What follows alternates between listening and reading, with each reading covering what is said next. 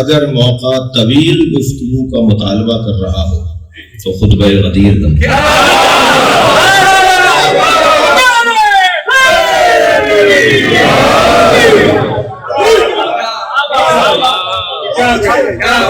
دیکھیے سید رضی نے نہج البلاغہ کا نام نہج الفصاحہ نہیں رکھا.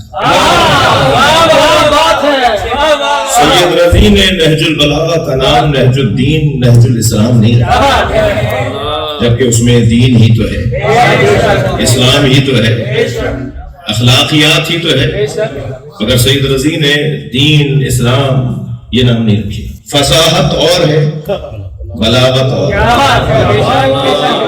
فصاحت سجے ہوئے جملوں کا استعمال اور بلاغت ان کے برتنے کو کہتے ہیں. مثلا دسترخوان سجا ہوا ہو اور میں آپ سے گزارش کروں کہ اپنے مہمان سے کہ یہ غذا تناول فرمائیے، اور پھر دوسری غذا کو آگے بڑھا کے کہوں کہ اس کی طرف بھی توجہ ہو، اور پھر کسی اور غذا کی طرف اشارہ کر کے کہوں کہ اس سے بھی خوش ذائقہ خوش دہن اپنے کام و دہن کو ذرا خوش ذائقہ کیجیے. سجے ہوئے جملے یہ سب فصاحت تو کہلائیں گے، لیکن اگر یہی جملے ماہ مبارک رمضان کی 3 تاریخ کو دوپہر کے وقت میں دسترخوان لگا کے تو فصاحت تو ہے مگر بلاغت نہیں. سید رضی نے نہج البلاغہ کا نام نہج البلاغہ اس لیے رکھا تاکہ یہ بتائیں کہ علی بتائیں گے کہ کہاں کیا بولا جاتا ہے. کیسے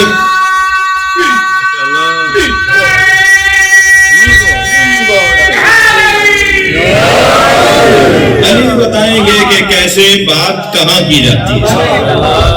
ہر اچھا جملہ ہر جگہ بولنے کا نہیں ہے. جی میں کسی عزیز کے جنازے میں جاؤں اور ان کے وارثوں سے کہوں کہ الحمدللہ آپ کے ابا کا انتقال، تو یہ تو اللہ کی تسبیح ہے بھائی، یہ تو اللہ ہی کا تو ذکر کیا ہے. اور کسی کی شادی میں جا کے کہوں کہ انا للہ و انا الیہ راجعون، تو یہ بھی تو قرآن ہی پڑھ رہا ہوں، مگر وہ آیت کہاں پڑھی جائے گی اور یہ آیت کہاں پڑھی جائے گی، یہ بلاغت کا تقاضا ہے. ہندوستان میں یوم حسین اور یوم حسین کا عنوان تھا کہ اگر کربلا نہ ہوتی تو کیا ہوتا. سارے خطیبوں نے بات کر لی، نقن صاحب مہمان خصوصی تھے، انہیں وقت ملا 5 منٹ کا، ان کا حضور 5 منٹ رہ گئے، اذانوں کا وقت ہے، آپ 5 منٹ میں ہی بات کر دیجیے. انہوں نے کہا جی میں 5 منٹ بھی نہیں بولوں گا، میں تو 1 منٹ میں بات پوری کروں. اور مائک پر آ کر انہوں نے کہا کہ اگر کربلا نہ ہوتی تو جمعے کی نماز بدھ کو ہوتی. صلوات پڑھیں محمد آل.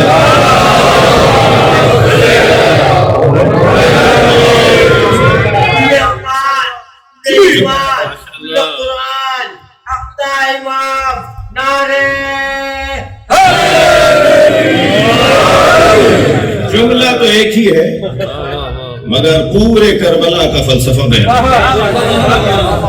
اگر کربلا نہ ہوتی تو جمعے کی نماز بدھ کو ہوتی. ایک صاحب تھے کہ جو جمعے کو کہیں جا رہے تھے تو انہوں نے کہا جمعے کو تو میں ہوں نہیں اور نماز بھی مجھے پڑھانی ہے تو آج ہی پڑھا دیتے ہیں بدھ کے دن، اور ساری امت نے پڑھ بھی لی.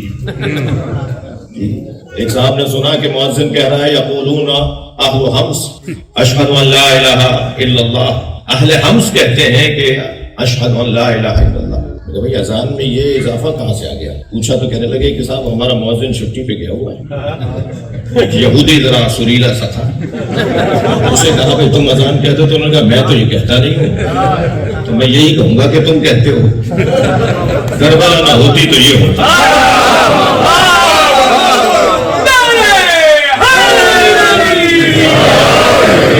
کیا دیکھا؟ یہ لطیفے نہیں سنا رہا، یہ تاریخ میں ہوا ہے. ایک صاحب نے دیکھا کہ ایک پیش نماز ہے جو ایک ٹانگ پہ کھڑے ہو کے نماز پڑھا رہے ہیں. اچھا جشن پڑھ رہا ہوں لہٰذا آپ کا مسکرانا بھی ممنوع نہیں ہے. ایک ٹانگ پہ مولانا نماز پڑھا رہے ہیں اور ایک ٹانگ کو انہوں نے فضا میں معلق کیا ہوا. تو نماز کے بعد ان سے پوچھا کہ جی ماجرا کیا ہے؟ کہنے لگے جی یہ آ رہے تھے رستے میں چھینٹ لگ گئی، ان کا ایک پیر نجس ہو گیا، وہ نجس پیر انہوں نے علیحدہ کر دیا ہے، آنکھ پیر پہ کھڑے ہو کے نماز پڑھا ہے۔ کربلا نہ ہوتی تو یہ ہوتا۔ صلوات پڑھیں محمد علی محمد۔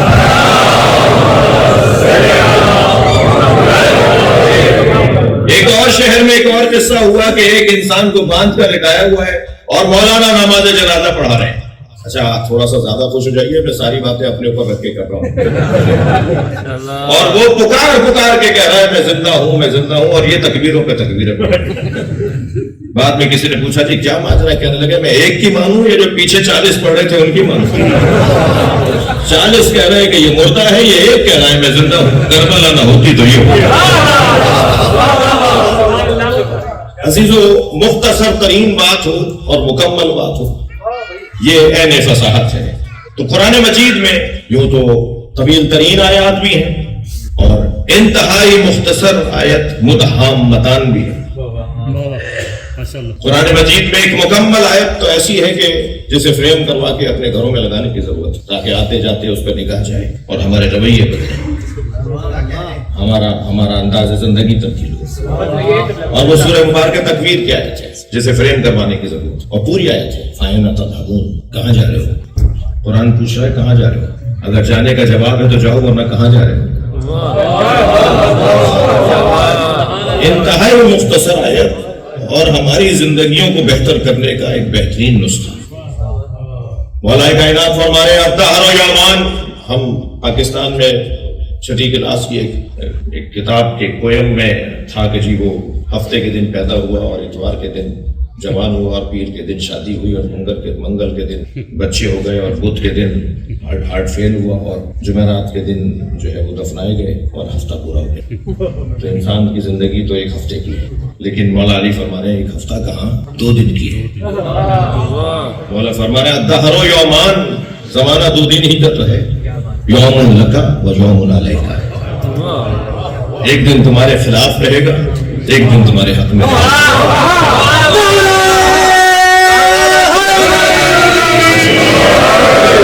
بہت بڑا مجمع ہے، میرا صلوات اور نعرہ ادھر اور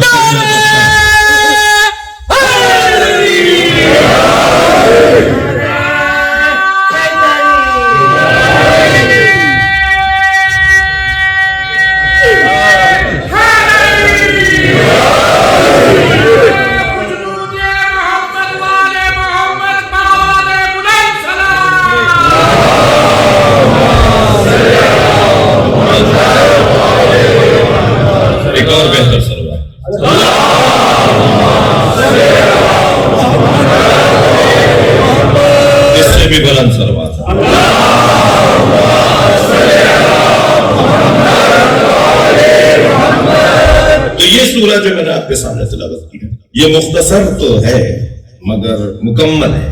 میں ایک ہندو دانشور کا مقالہ پڑھ رہا تھا، وہ یہ کہہ رہا تھا مجھے پورے قرآن میں سب سے اچھا سورہ یہ لگتا ہے، اس لیے کہ یہ انسان کی بات ہے اور قرآن کا مضمون بھی انسان ہے۔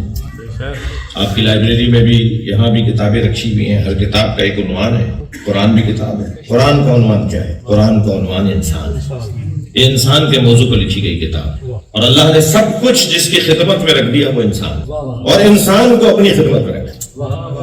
خلقت الخلق لأجلک وخلقتک لأجلی، میں نے ساری مخلوق تیرے لیے بنائی ہے مگر تجھے اپنے لیے بنایا۔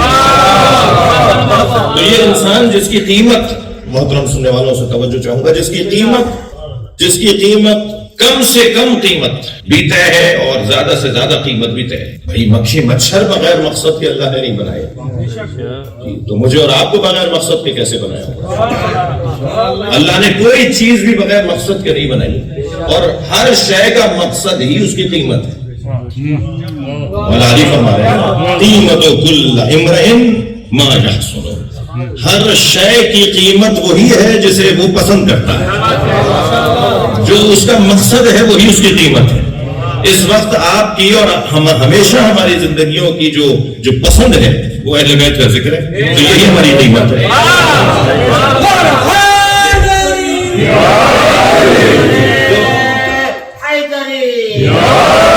ہر ہر شے کی قیمت وہی ہے کہ جو وہ جسے پسند کرتا ہے. تو میری اور آپ کی قیمت کیا ہے؟ اچھا مکھی مچھروں کی قیمت کیا ہے؟ جی منصور دمانقی کی ناک پر آ کے مکھی بیٹھی، متوکل کی ناک پہ دونوں ائمہ سے ہے، امام صادق سے بھی ہے اور امام علی نقی سے بھی.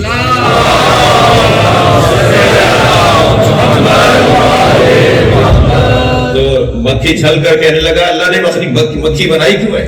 میرے معصوم امام نے فرمایا متکبروں کے تکبر کو مٹانے.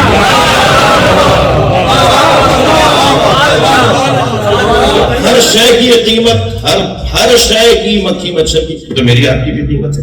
تو میں جو چاہوں گا کچھ کہنا چاہوں گا ہماری قیمت کیا ہے. اچھا پھر جب قیمت کی اور خرید و فروخت کی بات لے آیا ہوں تو تھوڑا سا اور اسے بہتر کرو، اس لیے کہ قرآن مجید کے اندر یہ بات روشن ہو کہ قرآن مجید کے اندر اللہ نے بیع و شراء کا تذکرہ کیا ہے، بیچنے اور خریدنے کی باتیں کی ہیں.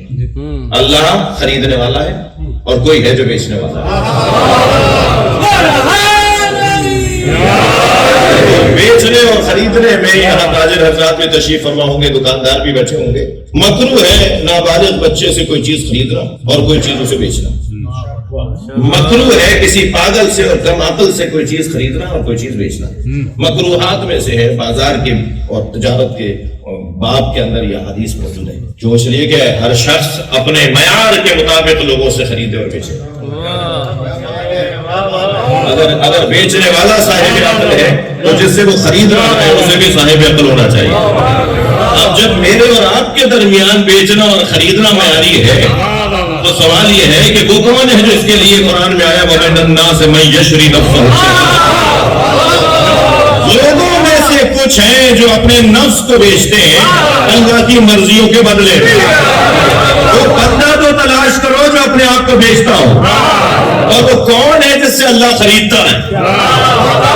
جس کا مقام اتنا بلند ہے کہ اللہ اسے اس کا نفس خرید رہا ہے، اس کا نفس اتنا قیمتی ہے کہ اللہ اپنی مرضیاں بیچ رہا ہے.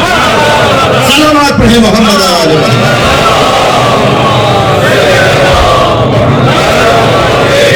سب سے اچھا تاریخ بشریت میں، بلکہ لفظ بہتر کرو تاریخ ابدیت میں سب سے اچھا بیچنے والا علی.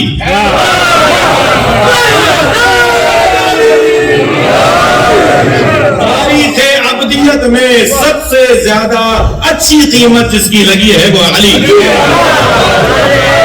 مقام اتنا بلند ہے اس بیچنے والے کا، خریدنے والا اللہ ہے. یہ قاعدہ ہے دنیا کی تجارت کا کہ جو بڑا تاجر ہوگا وہی مارکیٹ کے ریٹ طے کرے گا. اس تاریخ ابدیت کے اندر سب سے بڑا تاجر مولا علی کی ذات، تو وہی طے کریں گے کہ میری اور آپ کی قیمت کیا ہے. ہماری قیمت بھی اگر کوئی لگائے گا تو اس قیمت لگانے والے کو علی کہتے ہیں. اب میرے مولا نے نہج البلاغہ میں ہماری قیمت بتائی ہے. مولا فرماتے ہیں فلا تبیعوها الا الجنہ، اپنے آپ کو جنت سے کم نہ بیچنا.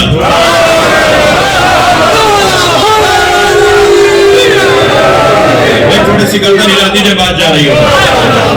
مولا فرما رہے ہیں اپنے آپ کو جنت سے کم نہ بیچنا.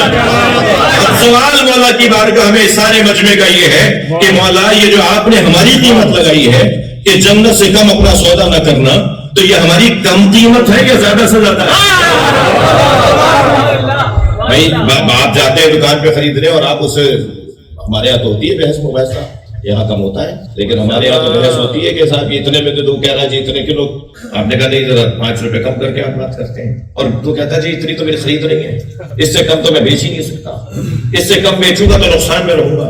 تو بعض اوقات بیچنے والے کی جو جنس ہوتی ہے اس کی کم سے کم قیمت بھی اس کے نزدیک طے ہوتی ہے اور زیادہ سے زیادہ بھی طے ہوتی ہے. یہ مولا جو فرما رہے ہیں کہ خود کو جنت سے کم نہ بیچنا، یہ کم سے کم قیمت ہے. کم سے کم قیمت علی نے بتائی ہے تاکہ خسارہ اٹھانے والوں میں سے نہ ہو. مگر زیادہ سے زیادہ قیمت کیا ہے یہ کیسے طے ہو کہ زیادہ سے زیادہ قیمت کیا ہے؟ اب قرآن سورہ مبارکہ زمر کی آیت ذرا زیارت کیجیے. اللہ ارشاد فرما رہا ہے وسیق الذین اتقوا ربهم الى الجنہ زمرا، صاحبان تقویٰ کو جنت میں فرشتے دھکا دے کے لے جا رہے ہوں گے اور وہ جانے کو تیار نہیں ہوں گے. بھائی دوزخ کی بات نہیں کی ہے میں نے، دوزخ میں تو دھکا دے کے لے جانا سمجھ میں آتا ہے، یہ جنت میں دھکا دے کے لے جا رہے ہوں گے کیسے سمجھیں گے؟ قرآن کہہ رہا ہے کہ صاحبان تقویٰ کو فرشتے جنت میں دھکا دے دے کے لے جا رہے ہوں گے اور وہ جانے کو تیار نہیں ہوں گے۔ اس کا مطلب یہ ہے کہ ان کی قیمت کم لگی ہے،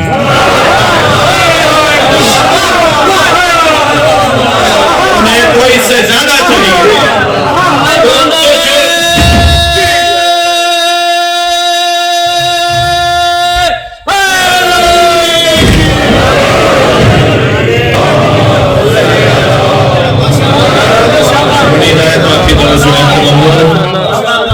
یعنی یہ جو جنت میں لے جائے جا رہے ہیں یہ جنت میں جانے کو تیار نہیں ہے، اس کا مطلب یہی ہے نا کہ یہ کچھ اور چاہتے ہیں، یہ قیمت ان کی کم لگی ہے۔ اچھا جنہیں جانے کا شوق ہوگا وہ کہیں گے یہ کون ہے بھائی، ہمیں تو لے جا نہیں رہے ہو، اور جنہیں لے جا رہے ہو جانے کو تیار نہیں ہے۔ تو حدیث کہتی ہے، اقبال الاعمال کی حدیث کہتی ہے من ہم، آوازیں آئیں گی کون ہے یہ، آپ بھی کہتے ہیں نا، البتہ یہ جملہ ہمارے یہاں کم ہوتا جا رہا ہے جی، اپنے آپ کو کہتے ہیں ہمیں نہیں جانتے ہم کون ہیں، وہاں فرشتے پوچھیں گے یہ کون ہے کہ جنہیں جنت میں لے جا رہے ہیں جانے کو تیار نہیں ہے۔ جب آوازیں لگے گی نا من ہم کون ہے یہ، تو فرشتے جواب دیں گے ہم حداث الحسین،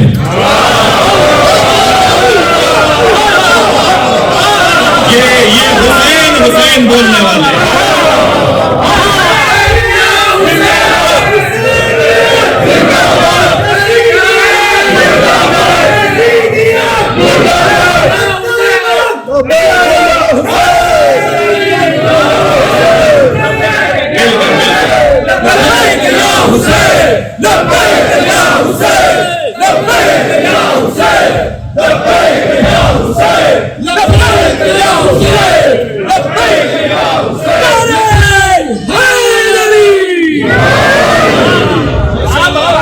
حسین حسین بولنے والے یہ کہہ رہے ہیں کہ ہمیں تو وہاں جانا ہے جہاں حسین ہے، ہمیں وہاں لے جا جہاں حسین ہے، تو انہیں اس وقت تک روکا جائے گا جب تک حسین نہیں آتا، اور امام حسین کی جب محشر میں آمد ہوگی تو رنگ ہی کچھ اور ہوگا۔ ہے انبیاء کرام کے مختلف نام ہیں کہ حضرت ابراہیم آئیں گے تو کیا منظر بنے گا جی، سرکار کے آنے پر کیا منظر بنے گا، امام سجاد کو جب بلایا جائے گا تو آواز آئے گی اے نا زین العابدین، آواز آئے گی، اور پھر امام کو محشر میں جب بلایا جائے گا لایا جائے گا ایک شان ہوگی، ایسے امام حسین کی آمد پہ ایک رنگ ہوگا، پورا اہل محشر جس کے دیدار کے لیے کھڑا ہوگا وہ امام حسین کے ساتھ، اور یہ کہیں گے ہمیں تو وہاں جانا ہے جہاں حسین ہے، اور پھر جب امام کی آمد ہوگی تو یہ امام کے گرد حلقہ بنائیں گے اور پھر امام کے ساتھ جائیں گے، امام کا دیدار ہی ان کی جنت ہوگی۔ عزیزو بات میری ایک منزل تک آئی کہ قرآن مجید کے ان سوروں میں جو ایک روشن ترین سورہ ہے وہ ہے سورہ والعصر۔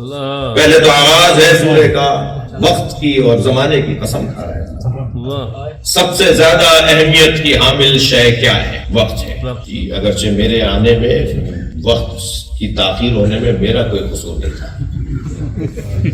میں بھی وقت پہ بات کرنے جا رہا ہوں تو پہلے ہی ضمانت لے لیں۔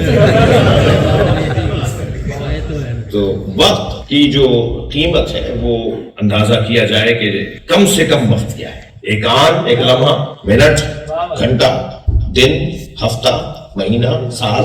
اچھا مجھ سے کوئی پوچھے کہ آپ کی عمر کتنی ہے، مثلا میں کہوں جی 48 سال کا ہوں، تو میں 48 سال یعنی 48 کی عدد میں نے اپنی عمر بتا دی۔ لوہا تولنے کے لیے اتنے بڑے بڑے باٹ ہوتے ہیں، لکڑ تولنے کے لیے اتنے بڑے بڑے باٹ ہوتے ہیں، ترازو بھی اتنے بڑے بڑے ہوتے ہیں جی، مگر ہیرا تولنے کے لیے اور سونا تولنے کے لیے اتنے بڑے باٹ نہیں ہوتے۔ ہیرا اور سونا تولنے کے لیے ظریف ظریف اس کے پیمانے ہیں، جو چیز جتنی قیمتی ہوگی اس کے پیمانے بھی اتنے ہی ظریف ہوگی۔ اگر میرے نزدیک اپنی زندگی کی کوئی اہمیت ہے تو میں 48 سال کیوں بول رہا ہوں، میں اتنے ارب، اتنے کروڑ، اتنے لاکھ، اتنے ہزار، اتنے 100 گھنٹے کیوں نہیں کہہ رہا، ایک ایک لمحے کا حساب کیوں نہیں ہے میرے پاس، یعنی 48 سال میں کتنے لمحے بنتے ہیں وہ مجھے پتا ہونے چاہیے، کیونکہ ایک لمحہ ہی تو ہے جو نا اور ہاں کہنے میں لگتا ہے. مجھے ایک جملہ کہیں جواب دے میرے بچے جوان جو یہاں بیٹھے ہوئے ہیں, مجھ جیسا اس جیسے کی بیعت نہیں کر سکتا. کتنا وقت لگا. صلوات پڑھیں امام حسین کی ذات.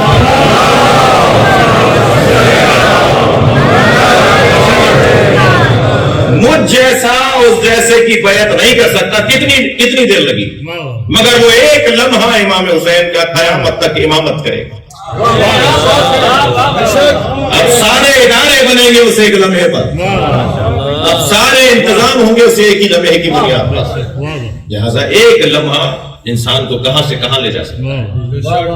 اللہ نے قسم بھی کھائی ہے تو وقت کی قسم کھائی. اہل علم کہتے ہیں کہ یہاں والعصر سے مراد عصر عاشور ہے. بالکل ٹھیک ہے. کہتے ہیں یہاں والعصر سے مراد عصر مصطفیٰ ہے. بالکل ٹھیک ہے. دونوں ترجمے اور تفسیر ٹھیک ہے. یہ دونوں میں تضاد نہیں ہے. والعصر یعنی عصر مصطفیٰ, والعصر یعنی عصر عاشورہ. دونوں متضاد نہیں ہے, اس لیے کہ مفصل کریں اور مطول کریں تو 63 برس کی زندگی بنتی ہے, مختصر کریں تو عاشور کا لمحہ بنتا ہے. یعنی امام حسین کی زندگی کو مطول کریں تو نبی کی زندگی بنتی ہے, اور نبی کی زندگی کا خلاصہ کریں تو حسین کا عصر عاشور بنتا ہے. حسین و منی وانا من حسین کا مفہوم سامنے آ جائے. یہ عصر مصطفیٰ بھی مراد ہے اور عصر عاشور بھی مراد. عصر مصطفیٰ کو اللہ یادگار رکھنا چاہتا ہے. میری تمہید مکمل ہوئی. عصر مصطفیٰ کو اللہ یادگار رکھنا چاہتا ہے, عصر حسین کو اللہ یادگار رکھنا چاہتا ہے. اور جتنا میں اس زمانے سے جڑا رہوں گا اتنا میرا ہی فائدہ ہے. لہذا اہتمام کی ضرورت ہے, انتظام کی ضرورت ہے. بہت خوشی ہوئی دور سے اس ادارے کو دیکھ کر, قریب آ کر, اندر آ کر اور خوشی میں اضافہ ہوا. شان سے ہونے چاہیے ہمارے ادارے, سجے ہوئے ہونے چاہیے ہمارے ادارے. جی ہمارے اداروں کو دیکھ کر اپنے خوش ہو اور دوسروں کو احساس ہو کہ یہ بھی ہے, اپنا حصہ ڈالا جائے. تربیت کے ادارے ہیں, یہ تبلیغ کے ادارے ہیں, ان کا کام انسان کو بہتر انسان بنانا ہے. ہم سب مسلسل خطرے میں ہیں, ہم سب اس وقت خطرے میں ہیں. صرف 14 کے علاوہ جن کی حفاظت کی ذمہ داری اللہ کی ہے. اللہ جب ان کی حفاظت کی ذمہ داری لیتا ہے تو اسے عصمت نام دے. یہ کام ان کے لیے اللہ کا ہے, مگر مجھے اور آپ کو تو نصیحت کی ضرورت ہے, واعظ کی ضرورت ہے. مجھے اور آپ کو تو اہتمام کی اور تربیت کی ضرورت ہے. اس وقت ہم سب ایک مشترکہ کیفیت میں بیٹھے ہیں. اچھا مجھے بتا دو, میں اپنے 1 گھنٹے میں سے آدھا کم کر لوں. 2-4 بسم اللہ کہہ رہے ہیں.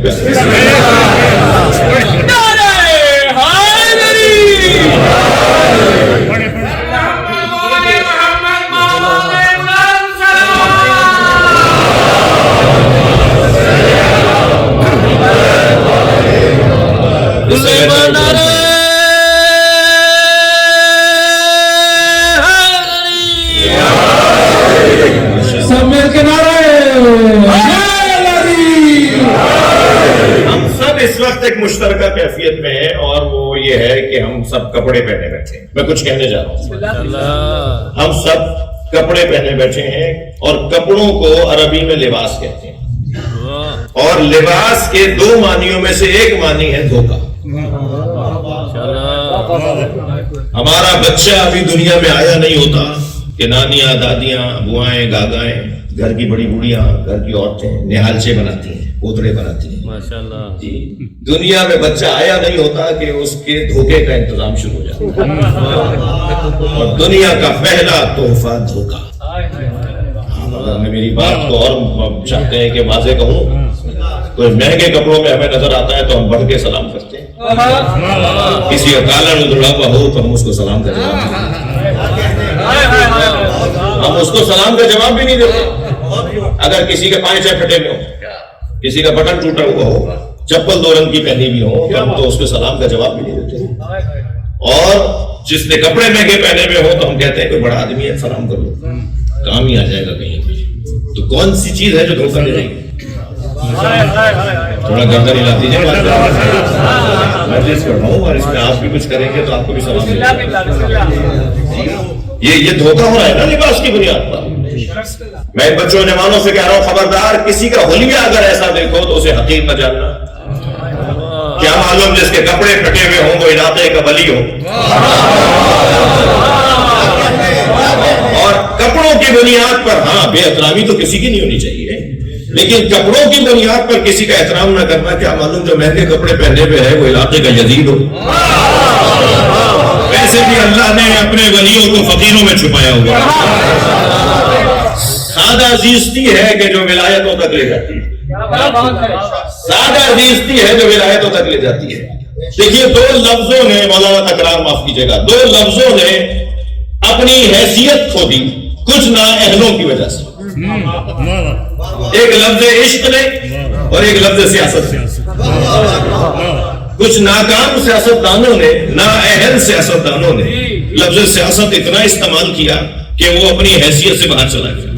ورنہ سیاست سے بڑی تو عبادت کوئی نہیں. کیا بات ہے.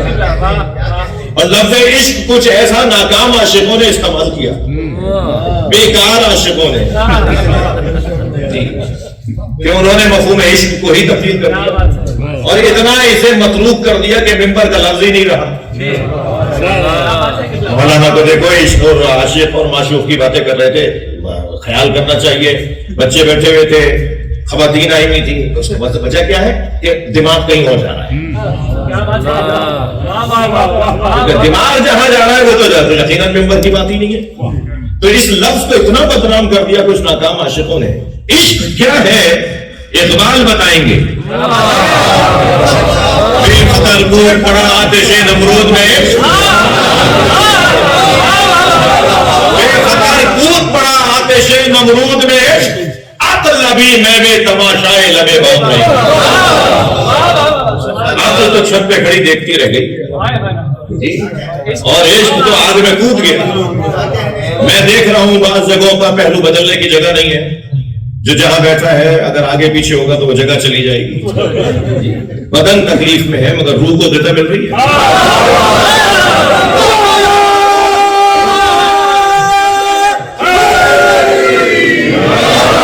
یہ جو روح کو غذا مل رہی ہے، یہ روح کو غذا ملی ان کو رہی ہے جو عاشقانہ ہے،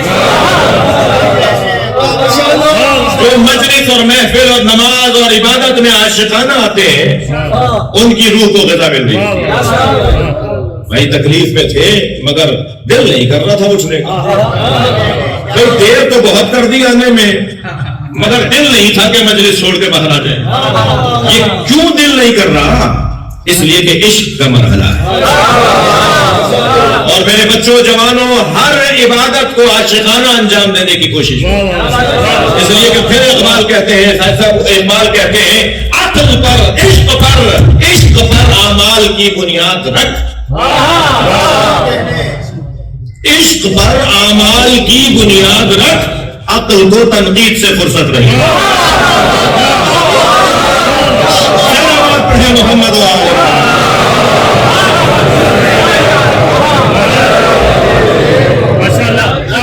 اس سے بہتر اور بلند سلوات.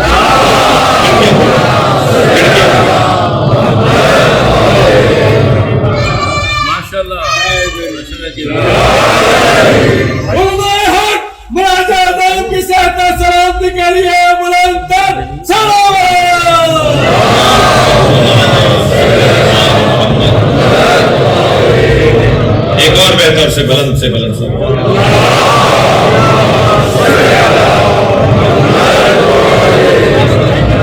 توجہ کر رہے ہیں آپ؟ بات آگے بڑھے حضور، میرے ساتھ ہیں آپ، محفل میں ہیں، بلند صلوات کے ذریعے سے.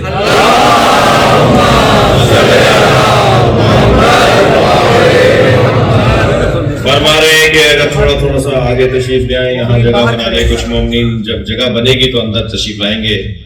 آپ کی عبادت اور ان کی عبادت میں اضافہ ہوگا. محمد آل محمد صلوات.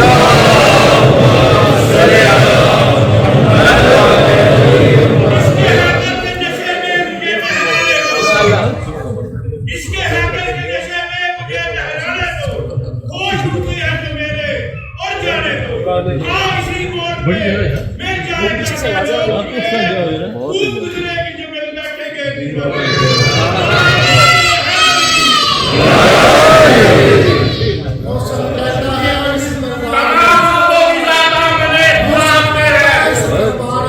جی بخشی تیری نظروں کی طرف دیکھ رہی ہے، واہ بخشی تیری نظروں کی طرف دیکھے گا تو کون، دیکھے گا تو کون، آگے تو دیکھ یہ ہر چیز ہی واہ تمام آب و غذا دامن قرآن میں ہے، تمام آب و غذا دامن قرآن میں ہے، قرآن علی اس میں کچھ کلام نہیں، تمام آب و غذا دامن قرآن میں ہے، ابو تراب علی اس میں کچھ کلام نہیں، ارے علی کی ملک میں رہ کر علی علی نہ کرے، نمک حلال ہے یارو، نمک حرام نہیں،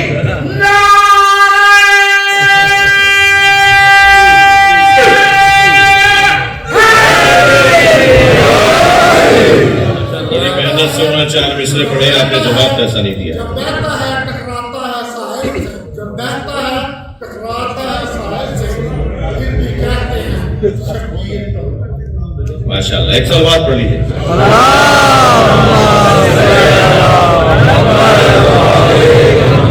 بھائی اور کچھ لوگ جزبز ہو رہے ہیں، ذرا بلندر سلوات پڑھ لیجیے۔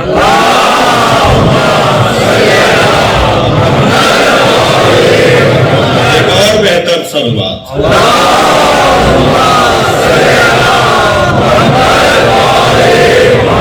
بات آگے بڑھے۔ دیکھیے انسان قرآن کا مضمون ہے، اور انسان سے جتنا اللہ کو پیار ہے کسی اور سے نہیں۔ اور میں اور آپ جس دروازے پر بیٹھے ہیں اس علی مولا نے ہمیں انسانوں کے بارے میں خوب رہنمائی کی ہے، اس لیے کہ علی مولا انسان اکمل کا نام ہے۔ انسان اکمل، انسان کامل نہیں، انسان اکمل۔ انسان کامل مالک اشتر ہے، اور انسان اکمل علی ہے۔ انسان کامل سلمان فارسی ہے، اور انسان اکمل سرکار دو جہاں ہے۔ تو یہ انسان اکمل نے ہمیں انسانوں کے بارے میں جو کچھ فرمایا ہے، اس میں ایک حسین فرمان میں آپ کے سماعتوں کے حوالے کر رہا ہوں۔ میرے مولا فرماتے ہیں، مالک میں تمہیں جہاں بھیج رہا ہوں وہاں تمہارے 2 طرح کے بھائی ہیں، اما خلق فی الدین، یا تمہارا دین میں تمہارا بھائی ہے، جی تمہارا ہم مسلک ہے، ہم مکتب ہے، ہم دین ہے، ایک جیسا تمہارا اس کا دین ہے، اور نذیر لک فی الخلق، یا تم جیسا انسان ہونے میں تمہارا بھائی ہے۔ لہذا ہمارا امام بارگاہ، ہمارے ادارے ہر ایک کے لیے کھلے رہنے چاہیے۔ یہ انسانی تربیت کے ادارے ہیں، انسان کو بہتر بنانے کے ادارے ہیں۔ ہندو اور عیسائی اور یہودیوں کے لیے دروازہ بند نہیں ہے، تو سنی تو بھائی جان، خبردار کبھی کسی سنی کے بارے میں منفی سوچنا کہ صاحب وہ نہیں آئے گا، اور کیوں نہیں آئے گا؟ وہ درے حسین پہ ملتے ہیں ہر مزاج کے لوگ، حسین پہ ملتے ہیں ہر مزاج کے لوگ۔ یہ دوستی کا وسیلہ ہے، دشمنی کا نہیں، یہ جوڑنے کی جگہ ہے، یہ قریب لانے کی جگہ ہے۔ لہذا ہمارے سنی بھائی ہی نہیں، ہماری جان ہے، اور قریب آئیں گے، بات کریں گے، گفتگو ہوگی تو بہت ساری چیزیں روشن ہوگی۔ کیا معلوم کہ 2-4 چیزیں ہماری ٹھیک ہو جائیں، کیا معلوم کہ کچھ چیزیں ادھر ٹھیک ہو جائیں، تو ہمیں تو دروازہ کھلا رکھنا چاہیے۔ تو انسان کی بنیاد پر گفتگو نہیں ہے۔ اللہ نے قرآن مجید میں سب سے زیادہ جسے قدر کی نگاہوں سے دیکھا ہے، جس چیز کو اہمیت دی ہے، وہ ہے وقت، زمانہ۔ اب عصر سے مراد عصر عاشور ہے یا عصر مصطفیٰ ہے؟ دونوں باتیں ٹھیک ہیں، میں اپنے مضمون پر آ گیا اپنے، دونوں باتیں ٹھیک ہیں۔ عصر مصطفیٰ ہے سرکار کی 63 برس کی زندگی، یاد رہے کہ ہم 23 برس کی نبوی حیات کے قائل نہیں ہیں، 63 برس کی نبوی حیات کے نبی مکرم 23 برس کے نبی نہیں ہیں، 40 سال کے بعد نبی نہیں ہوئے۔ اگر آپ سے کوئی کہے کہ نبی 40 سال کے بعد نبی ہوئے تو آپ اس سے کہتے ہیں تمہیں آنے میں 40 سال دیر لگی ہے۔ ہمارے نبی اس وقت بھی نبی تھے جب کوئی نہیں تھا، حضرت آدم کا تو نام بھی آ گیا نا کہ آدم آب و گل کی درمیانی کیفیت میں تھے، تو میں اس وقت بھی نبی تھا۔ جی تو ہمارے نبی 63 برس کی زندگی اور 63 برس کی وہ لمحات، اچھا نبوت چلے گی ان کی قیامت تک زندگی گزار رہے سرکار 63 برس کی. تو جو کام قیامت تک چلنا ہے، سینکڑوں سال چلنا ہے، جو کام سینکڑوں سال تک رہنا ہے، اگر وہ نبی کر کے نہ جائے تو پھر یہی تو لہجہ ہوگا، ان لم تفعل فما بلغت رسالتہ. اگر تم نے علی کی ولایت نہیں پہنچائی تو کچھ بھی نہیں ہوگا.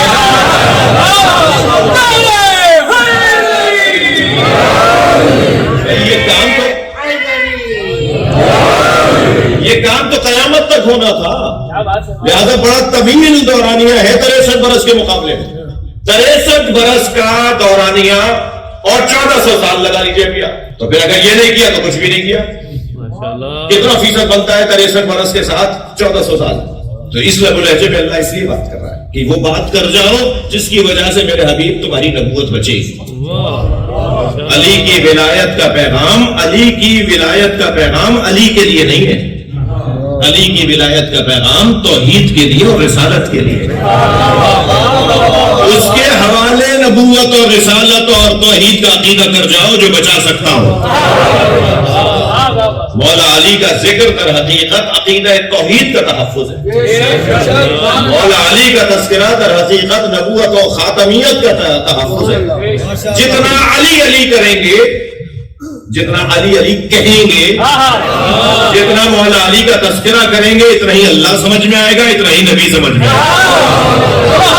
صلوات پڑھیں محمد و آل محمد.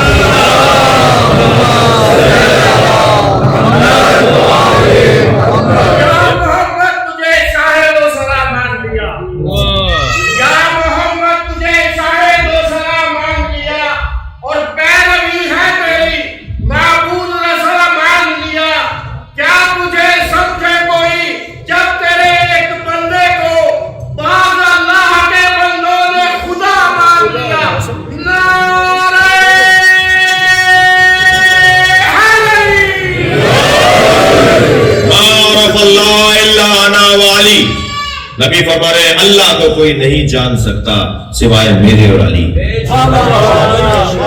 ما عرفنی الا اللہ و علی، اور مجھ محمد کو کوئی نہیں پہچان سکتا سوائے اللہ کے اور علی. ما عرف علی، اور علی کو کوئی نہیں جان سکتا الا اللہ و انا. یا علی کو کوئی جانتا ہے تو وہ اللہ ہے یا میں محمد.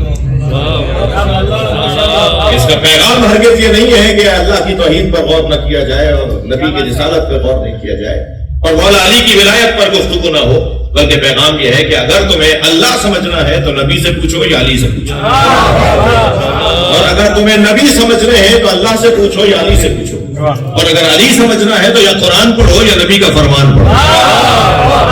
تمہیں علی کی معرفت ہوتی چلی جائے گی.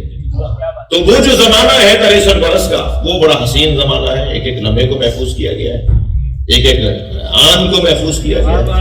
سرکار کی سیرت اتنی قیمتی ہے کہ جو نبی نے ادا رکھی اسے سنت قرار دیا گیا، اسے محفوظ کر دیا گیا. مسجد میں داخل ہو رہے ہیں تو کون سا پیر پہلے رکھ رہے ہیں، سرکار گھر سے نکل رہے ہیں تو کون سا پیر باہر پہلے رکھ رہے ہیں، سرکار کس انداز سے سوتے ہیں اور کس انداز سے اٹھتے ہیں اور کیسا پہنتے ہیں اور کیسا اوڑھتے ہیں. میں اور آپ اور مولانا خاص طور پہ علماء کرام جو لباس پہنتے ہیں وہ تاثیر رسول کا ہی تو ہے جی. لہٰذا یہ ایک ایک چیز کو محفوظ کر لیا گیا، اور صرف ہمارے لیے نہیں بلکہ اللہ خود چاہتا ہے میرے نبی کے ایک ایک ادا محفوظ ہو جائے.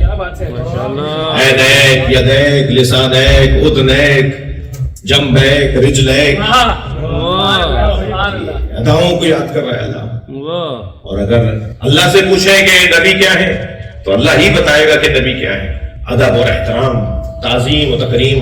خبردار میرے نبی کو اپنے جیسا نہ کہنا، اس لیے کہ اس انداز سے بات کرنے والا بے ادب ہوتا ہے، اور سارا کھیل ہی ادب کا ہے، سارا معاملہ ہی ادب کا ہے، احترام کا ہے. ادب اور احترام جہاں نہیں ہے وہاں توفیق بھی نہیں، ادب احترام جہاں نہیں ہے وہاں ترقی بھی نہیں ہے.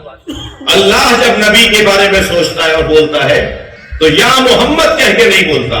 یہ امت کیسی ہے جو صرف محمد بولتی ہے. اللہ جب بھی بات کرتا ہے سرکار سے تو طٰہٰ، یاسین، ڈائریکٹ بات نہیں کرتا نہیں لیتا اللہ. پورے قرآن میں کہیں یا محمد دکھا دی جائے, یا عیسیٰ یا یحییٰ یا آدم یا ابراہیم کو ملے گا. انبیاء کرام کو اللہ مخاطب کر کے بات کر رہا ہے, مگر نبی سے اللہ نہیں کہہ رہا یا محمد. کیا بات ہے. ساری امت کو وہ چاہتا ہے بستر چھوڑے اور مصلوں پر آ جائے. بستر چھوڑو, آرام چھوڑو اور مصلے پر آ جاؤ, کچھ عبادت بھی کرو. اور اپنے نبی سے کہتا ہے قم اللیل الا قلیلا. اے میرے حبیب کبھی بستر پہ بھی چلے جایا کرو, کبھی آرام بھی کر لیا کرو. تو نبی کے بارے میں اللہ جب بات کرتا ہے تو جس شان سے کرتا ہے وہ شان ہی کچھ اور. کیا بات ہے. ماشاءاللہ. اور جب مولا علی سے پوچھے کہ نبی کے بارے میں آپ کیا فرماتے ہیں, تو مولا علی کا تو کوئی لمحہ نہیں گزرتا بغیر یاد نبی کے. کوئی دن نہیں گزرتا جس دن میں نبی کا تذکرہ نہ ہو. 24 سال کے بعد جب کسی نے کہا نا کہ خطاب لگا لیجئے, نبی کی رحلت کے 24 سال کے بعد جب کسی نے کہا خطاب لگا لیجئے, تو فرمایا نحن فی عزاء النبی, میں تو نبی کی عزا میں ہوں. نبی کا دکھ ہی مجھے ختم نہیں ہوا, میں خطاب کیسے کروں. وہ مولا علی کا نبی کے بارے میں پیار, محبت, عشق. ایک صحابی شربت لے کر آیا مولا علی کے لیے, فرمایا میرے نبی نے نہیں پیا تھا, میں بھی نہیں پیوں. وہ عاشقانہ انداز, کبھی چھوڑتے نہیں ہے سرکار کا ساتھ مولا علی کا یہ انداز, اور کبھی نبی علی کو نہیں چھوڑتے, یہ نبی کا انداز. بلکہ میں اپنی عقیدتوں کا اظہار اگر اس ایک جملے میں کہوں کہ وہ نبی جس کا سایہ نہیں تھا اسی کے سائے کو علی کہتے ہیں, جو ہمیشہ جڑے رہتا ہو, جس نے کبھی نبی کا ساتھ نہ چھوڑا ہو. وہ عاشقانہ انداز ایک دوسرے کا. عزیزان گرامی, کون بتائے گا کہ نبی کیا ہے؟ دقت چاہوں گا کس سے پوچھیں کہ نبی کون ہے, نبی کیا ہے؟ یا اللہ بتائے گا یا علی بتائیں گے؟ جی, یا اللہ بتائے گا یا نبی بتائیں گے؟ مثال دینے جا رہا ہوں اپنے کم سن ساتھیوں کے لیے. فرض کیجئے آپ کے کسی بڑے خیابان شاہراہ کے بڑے چوک پر 2 گاڑیوں کا ایکسیڈنٹ ہو جائے, اللہ نہ کرے, فرض محال کو فرض کر رہا ہوں, اور 2 گاڑیوں کے تصادم کی آواز اور شہرہ اور اس کی جو بات پھیلے تو لوگ جا کر دیکھ رہے ہوں کہ آخر ہوا کیا ہے. جنہوں نے 2 گاڑیوں کو ٹکراتے ہوئے دیکھا تھا وہ کچھ اور کہیں گے, جو 2 گھنٹے بعد گئے وہ کچھ اور کہیں گے, جو 6 گھنٹے بعد گئے وہ کچھ اور کہیں گے, جو دوسرے دن گئے وہ کچھ اور کہیں گے. واقعہ ایک ہی ہوگا مگر بیان مختلف ہوگا. کوئی کچھ کہے گا, کوئی کچھ کہے گا. جی, جنہوں نے گاڑیوں کو ٹکراتے ہوئے دیکھا وہ بتائیں گے اتنے زخمی تھے, اتنے مر گئے تھے, اور کون سی گاڑیاں تھیں اور کیا ہو رہا تھا, کس وقت ہوا اور کیسے ہوا. لیکن جو 2 گھنٹے بعد آئے انہوں نے زخمیوں کو نہیں دیکھا, نہ مروں کو دیکھا, انہوں نے گاڑیاں دیکھی. جو 2 اور 6 گھنٹے بعد آئے انہوں نے گاڑیوں کو بھی نہیں دیکھا. تو واقعہ تو ایک ہے مگر پیغام مختلف. کیا بات ہے. اب کوئی نبی کا 2 سال کا ساتھی ہے, کوئی 4 سال کا ساتھی ہے, کوئی 10 سال کا ساتھی ہے. کوئی نبی کے بارے میں یہ کہتا ہے تو کوئی وہ کہتا ہے. ہم کس کی مانیں؟ ہمیں تو اس کی ماننی ہوگی جو نبی کی گود میں آیا ہے.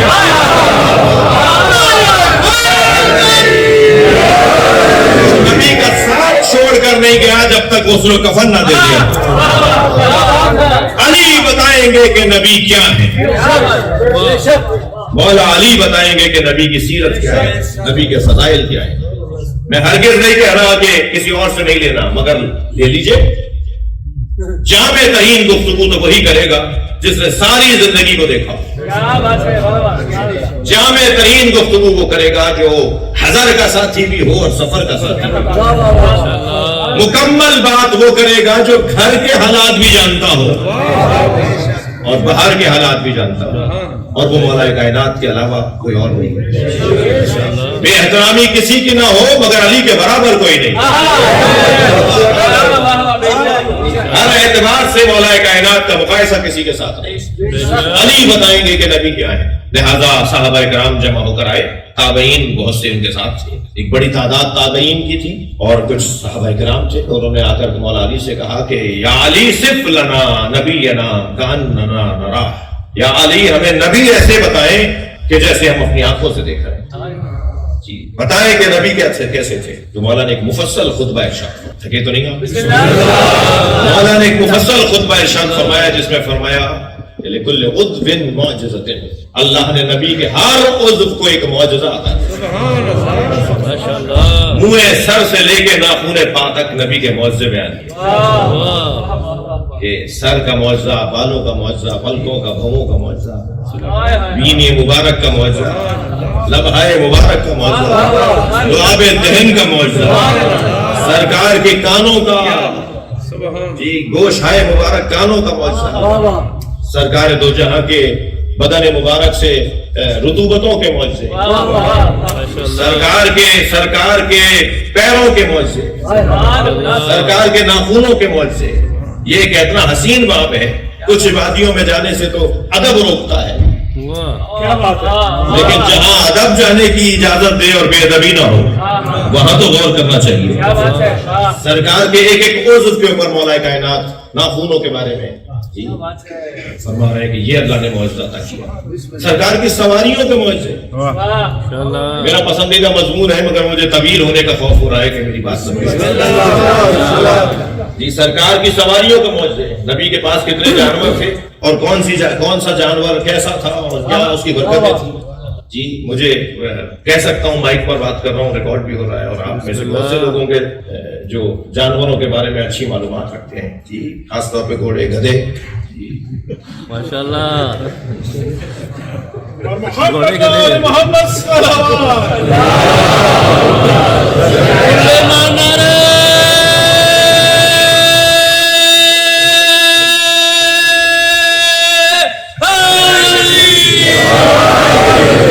خیبر کے موقع پر مجھے ممبر کے ادب کو ملحوظ رکھتے ہوئے آپ کو ہنسانا بھی جائز ہے۔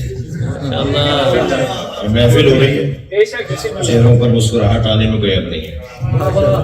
سرکار فتح خیبر کے موقع پر جب مال غنیمت لالا کے جمع کیا جانے لگا تو سارے جانوروں کو بھی ایک لائن سے باندھا گیا۔ اس میں گائے بھینسیں بھی تھیں، گھوڑے گدھے بھی تھے، خچر بھی تھے، اونٹ بھی تھے جی۔ ان میں ایک گدھا تھا جو اپنی رسی چھڑوا رہا تھا، رسی کھینچ کے توڑ کے آنا چاہ رہا تھا، کسی طرح لپک رہا تھا، کسی طرح نبی کے قریب آ گیا۔ نبی نے اسے محسوس کیا، آپ نے اپنے ایک صحابی کو آواز دے کر کہا ایسی رسی چھوڑ دو، دیکھو یہ کیا کرتا ہے۔ جب اس کی رسی کھولی گئی تو وہ دوڑتا ہوا آیا اور نبی کے پیروں کو بوسہ دیا، اور پھر اس نے کچھ کہا اور صحابہ کرام کے پوچھنے پہ سرکار نے فرمایا یہ مجھ سے کہہ رہا تھا کہ میرے آباء و اجداد کی پشت پر کوئی نہ کوئی نبی یا وصی نبی بیٹھا ہے۔ بہت مدت گزر گئی کہ ہماری پشت پر کوئی نبی یا وصی نبی نہیں بیٹھا۔ یا رسول اللہ کچھ دیر آپ بیٹھ جائیے یا علی سے کہیے بیٹھ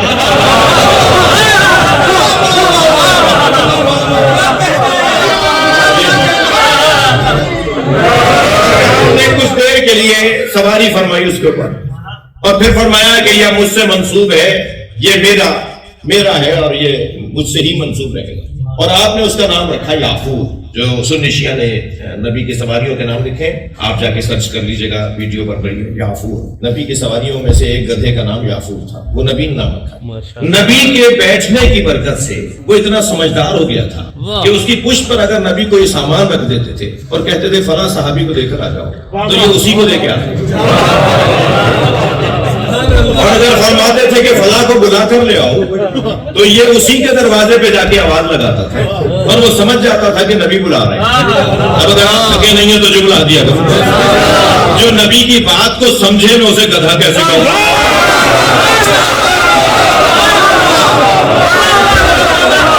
جو نبی کی بات کو سمجھے میں اسے گدھا کیسے کہوں، اور جو نبی کی بات کو نہ مانے میں اسے مسلمان کیسے کہوں؟ محمد و آل محمد۔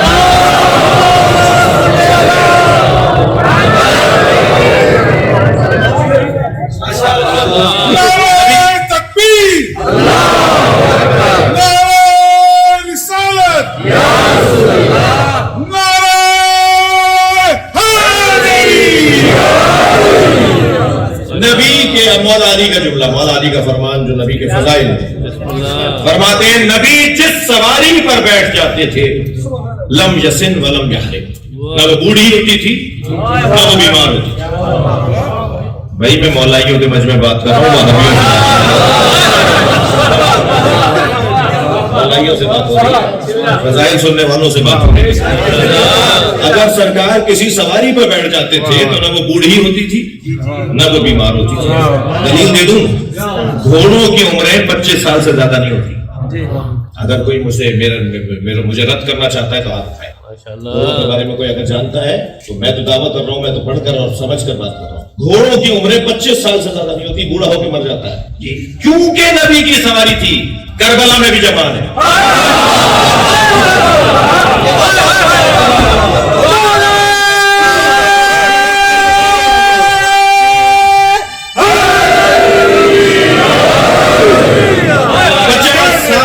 بھی ذوالجلال جوان ہے۔ جسے صاحب نے کہا کوئی سے تیر نہ مارے، میں نے نبی بچپن میں نبی کو اس پہ بیٹھے دیکھا ہے۔ تو کربلا کے تاریخ کا جملہ ہے نا، اسے تیر نہیں مارنے دیے امام کی شہادت کے بعد۔ میں نے خود دیکھا ہے نبی، تو کب بیٹھے تھے نبی؟ 50 سال پہلے، 50 سال پہلے نبی اس گھوڑے پر بیٹھے تھے، اور یہ کربلا میں بھی جوان ہے۔ یہ نبی کی برکتوں کی وجہ سے۔ جی سرکار کی بات بڑی حسین میں نے شروع کر دی ہے، اور مجھے نہیں معلوم کہ بات کہاں تک ہے۔ نہیں ایسا بھی نہیں ہے کہ ووٹنگ تو بنی رہی ہے، نعرہ لگ رہا ہے۔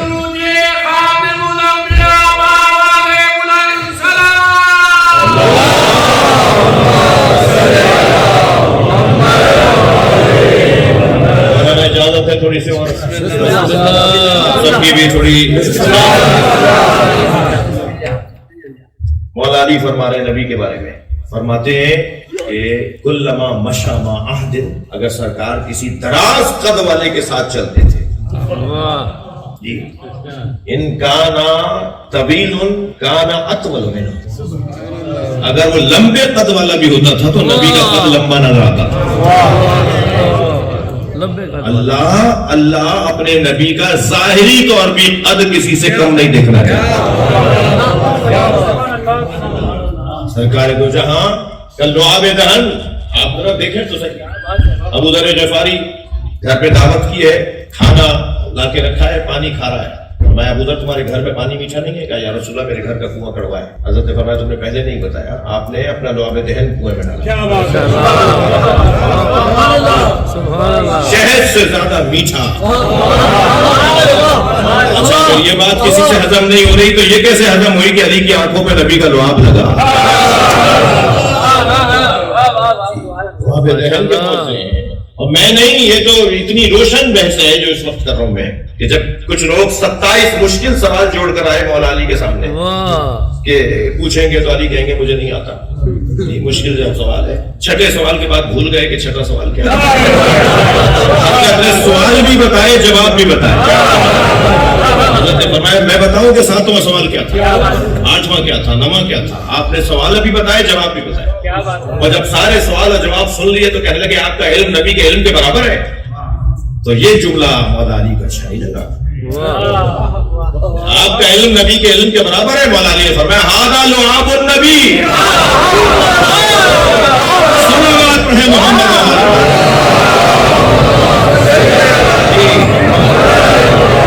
یہ میرا علم لعاب نبی ہے، یہ نبی کے لعاب دہن کے معجزے دیکھیے۔ تقنی رسول اللہ تقن زقا، سب سے پہلی گھٹی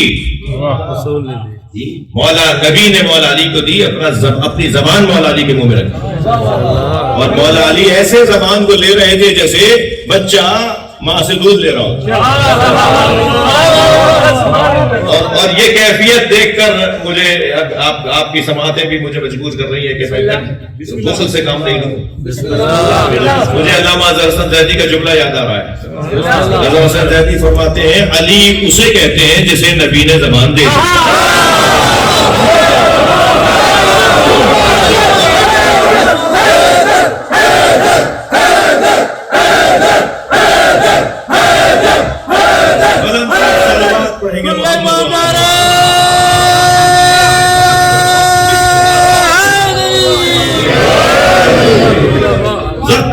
رسول اللہ زقن زقا، لعاب دہن پر غور کر رہا ہوں۔ رسول اللہ نے مجھے علم ایسے دیا جیسے ایک پرندہ اپنے بچے کو دانا دیتا ہے۔ اچھا کچھ لوگ تو مجھے ایسے گھور کے دیکھ رہے ہیں کہ ہم ایک جگہ محفل پڑھنے گئے تو ایک صاحب بہت غور سے دیکھ رہے تھے. ہم نے کہا جی سارے مجمع میں سب سے زیادہ سمجھدار یہی برابر والے کی کونی لگی تو گر پڑی. ہم نے محفل کے بعد پوچھا جی ماجرا کیا ہے؟ کہنے لگے یہ آنکھیں کھول کے سو جاتے.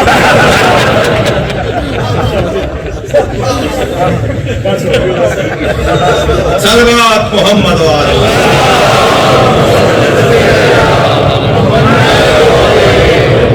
میں کچھ اپنے مزاج سے ہٹ کر بھی کچھ کہہ رہا ہوں کیونکہ محفل ہے اس لیے قبلہ کی سیف پر سلام نکل گئے بلند تر سلام.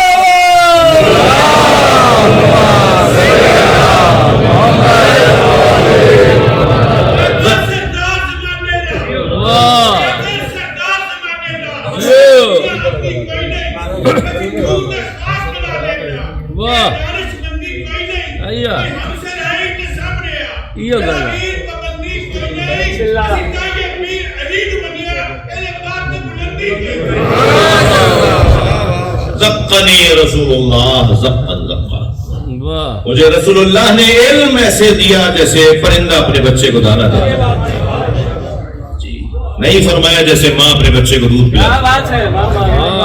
یہ تعبیر نہیں ہے اس لیے کہ ماں جو کھاتی ہے وہ پلاتی نہیں ہے, جو پلاتی ہے وہ کھاتی نہیں ہے. کھاتی کچھ اور ہے, پلاتی کچھ اور ہے. فرمانے مجھے نبی نے علم ایسے دیا جیسے پرندہ اپنے بچے کو دانا دیتا ہے. پرندہ جو کھلاتا ہے وہی کھاتا ہے. اللہ سے لیتے ہیں علی کو دیتے ہیں.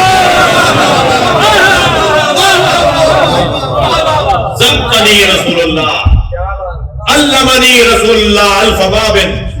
مجھے رسول اللہ نے 1000 باب علم عطا کیے اور میں نے ہر باب سے 1000 باب کھولے. تو 1000 کو 1000 سے جمع نہیں کریں گے, 1000 کو 1000 سے ضرب دیں گے. ابھی تو ہمیں ان علوم کے نام نہیں پتا جن کا حامل علی ہے. ہمیں نام تک نہیں پتا. 70 سے زیادہ علوم نہیں ہیں دنیا کی بڑی یونیورسٹیوں میں. کامیاب یونیورسٹیز کے اندر 70 سے زیادہ علوم نہیں ہے. اور علی مولا نے 1000 کو 1000 سے ضرب دیجیے. وہ سارا علم جو نبی نے علی کو دیا وہ آج امام مہدی کے پاس ہے.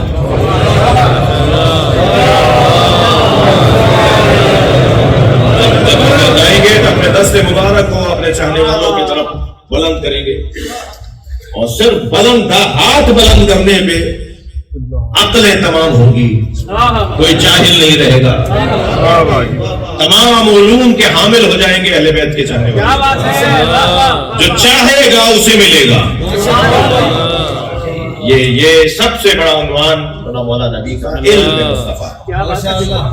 علم مصطفیٰ. مولا علی فرما رہے ہیں کہ وہ سب سے زیادہ وہ قرآن بھی پکار کے کہہ رہا ہے الرحمن علم القرآن خلق الانسان علمہ البیان. وہ رحمان جس نے علم القرآن قرآن پڑھایا, قرآن کی تعلیم دی, پھر انسان کو خلق کیا. یہ کون سا انسان ہے جو خلق ہونے سے پہلے پڑھ چکا ہے؟ ابھی خلق نہیں ہوا ہے کہ پڑھ چکا ہے. پہلے اس نے علم لیا ہے, پھر اس نے تخلیق لی ہے. اور تخلیق بھی اس نبی نے ایسے لی ہے کہ خود اللہ نے پوچھا بتاؤ تمہیں کیسا بناؤں. سرکار کا جو سجایا ہے اللہ نے اپنی قدرت کا مظاہرہ کیا ہے. کمال ہی کمال سرکار کی ذات کا. اور سب سے بڑا عنوان نبی کا علم مصطفیٰ ہے. خبردار بے ادبیوں کی حدیں ہیں کہ سرکار کو یہ کہا جائے کہ آپ کو لکھنا اور پڑھنا نہیں آتا. خبردار یہ اس ممبر کی آواز نہیں ہے, یہ اس امام بارگاہ اور مسجد کی آواز نہیں ہے. نبی کے بارے میں ایسا سوچنا یہ توہین مصطفیٰ ہے. تم آج خاکوں پر اور کارٹونوں پر باتیں کرتے ہو, پہلے اپنی تصویروں کو ٹھیک کرو. بہت سارے مسئلے تمہاری وجہ سے ہیں. ہم تعداد میں بھی کم ہیں مگر اس میں ہمیں کوئی دکھ نہیں ہے. اور ہم وسائل میں بھی کم ہیں اور اس میں بھی ہمیں کوئی خلق نہیں ہے. ہم ان تمام چیزوں کے باوجود مطمئن ہیں اور آہستہ آہستہ اس امام بارگاہ ہمیں مجمع بڑھتا جا رہا ہے. یہ بہت بڑی امام بارگاہ مسجد بنائی گئی تھی, آج چھوٹی پڑ گئی ہے. مسجد چھوٹی نہیں ہوئی ہے, نبی کے چاہنے والوں میں اضافہ ہو گیا. اہل بیت ہدایت کے چاہنے والوں میں اضافہ ہو گیا اور یہ ہونا ہے، بالآخر ہونا ہے۔ میرا اور آپ کا کام اذان دینا ہے، صفیں خود لگیں گی۔ ہمارا کام اپنی بات کرنا ہے، آہستہ آہستہ لوگ یہیں آئیں گے، یہ سب یہیں آئیں گے۔ جیسے جیسے بیریئر رکاوٹیں ختم ہوں گی، ایسے ایسے علی کے دروازے پہ مجمع بڑھے گا۔ وہ رکاوٹیں ختم کرنی ہے تاکہ علی کے دروازے پہ مجمع بڑھتا چلا جائے۔ سب کو یہیں آنا ہے، سب کو یہیں آنا ہے۔ مستقبل انہی کے ہاتھ میں، کل انہی کے ہاتھ میں، جنت انہی کے ہاتھ میں۔ ان کے بغیر گزارا نہیں ہے۔ اس دنیا میں ان کا ذکر ہمیں اطمینان دیتا ہے اور اس آخرت میں جنت دیتا ہے۔ اطمینان قلب نصیب ہوتا ہے جب ہم والی گفتگو کرتے ہیں، ایسا لگتا ہے جیسے ہماری روح کو غذا مل رہی ہو جی، اور ایک مرتبہ روح صحت مند ہونے لگتی ہے جب اس تذکرے سے ہم آگے بڑھ رہے ہیں۔ نبی کو علم نہیں تھا، نبی کو لکھنا نہیں آتا تھا، نبی کو پڑھنا نہیں آتا تھا، کیا بات کر رہے ہیں؟ نون والقلم وما یسطرون، نون قسم ہے قلم کی اور ان سطروں کی جو اس قلم کے ذریعے سے لکھی گئی۔ وہ قلم کون ہے؟ اول ما خلق اللہ العقل، اللہ نے سب سے پہلے عقل کو خلق کیا۔ صفحہ پلٹ کے دیکھا تو ایک اور حدیث نظر آئی، اول ما خلق اللہ القلم، اللہ نے سب سے پہلے قلم کو خلق کیا۔ صفحہ پلٹا تو ایک اور حدیث نظر آئی، اول ما خلق اللہ نوری، سب سے پہلے اللہ نے مجھ مصطفیٰ کے نور کو بنایا۔ تو جو نور مصطفیٰ ہے وہی قلم ہے، وہی عقل ہے۔ ایک ہی وجود کے چند نام ہیں، جو خود اللہ کا قلم ہو تو وہ کہتے ہیں اسے لکھنا نہیں آتا تھا۔ اللہ نے ساری کائنات جس سے لکھی ہو اسے محمد کہتے ہیں۔ اللہ نے ساری کائنات کو جس سے لکھا ہے وہ نبی کی ذات۔ قلم پھر ہاتھ میں لیا، کبھی لکھتے دیکھا کسی نے؟ مولانا اتنی لمبی تقریر کر دی، کوئی حوالہ تو دیجئے کہاں لکھا؟ ہاں کبھی ہم قلم کو ہاتھ نہیں لگا، مگر قلم کو ہاتھ نہ لگانا دلیل کا ہے کہ لکھنا نہیں آتا۔ کیا بات ہے؟ کچھ اور بھی تو سوچو، کیا وجہ تھی، کیا سبب تھا جو سرکار قلم کو ہاتھ میں نہیں لیتے تھے؟ جی علامہ محمد حسین طباطبائی کے فرزند فرماتے ہیں کہ میرے بابا صاحب تفسیر المیزان علامہ محمد حسین طباطبائی کہتے ہیں میرے بابا ہر کچھ مدت کے بعد مجھے اتنے کاغذ دیتے تھے اور کہتے تھے جاؤ کنویں میں پھینک کے، اور میں وہ کاغذ کنویں میں پھینک کے آ جاتا تھا۔ ایک دن میں کاغذ پھینکنے جا رہا تھا کہ ایک کاغذ کچھ پلٹا ہوا تھا، تو میں نے اسے ذرا اور کھول کر دیکھا تو بہترین غزل تھی اس پہ، دوسرا کھولا تو بہترین نظم تھی، تیسرا کھولا تو بہترین غزل تھی۔ شاہکار فارسی ادب کا کلام ان کاغذوں پہ لکھا ہوا، ایک ایک مصرع بولتا ہوا، ایک ایک مصرے پہ جو انسان ایک مرتبہ اٹھ کے بیٹھ جائے ایسا مصرع۔ کہنے لگے وہ کاغذ میں سارے واپس لے آئے۔ میں نے کہا بابا آپ نے مجھے یہ دیے تھے کہ میں کنویں میں پھینک کے آ جاؤں، اس پہ تو بہترین نظمیں لکھی ہوئی ہیں، بہترین غزلیں لکھی ہوئی ہیں۔ کہنے لگے بیٹا وہ جو پہلے پھینک کر آئے تھے وہ بھی تو یہی تھی۔ بابا اور میرا سوال کہ آخر آپ یہ کیوں کروا رہے ہیں ہم سے، کیا ہے یہ؟ کہ اللہ نے مجھے شعر کہنے کی صلاحیت دی ہے، جب میرا مزاج بنتا ہے تو میں غزل کہہ دیتا ہوں، شعر کہہ دیتا ہوں، اور جب سارے شعر جمع ہو جاتے ہیں، بہت سارے شعر جمع ہو جاتے ہیں، میں تم سے کہتا ہوں جاؤ اسے کنویں میں پھینک کے آ جاؤ۔ چلے بابا آخر ان کو محفوظ ہونا چاہیے، آپ کیوں پھینکوا دیتے ہیں؟ کہنے لگے بیٹا تمہیں نہیں پتا میں تفسیر قرآن لکھ رہا ہوں، میں نہیں چاہتا کہ قرآن اللہ کے کلام کے ساتھ میرا کلام بھی آئے، کلام صرف اللہ ہی کا رہے۔ نبی نے قلم ہاتھ میں اس لیے نہیں لیا کہ اگر ایک مرتبہ بھی کسی نے لکھتے دیکھ لیا تو لوگ کہتے ہیں قرآن انہوں نے لکھا۔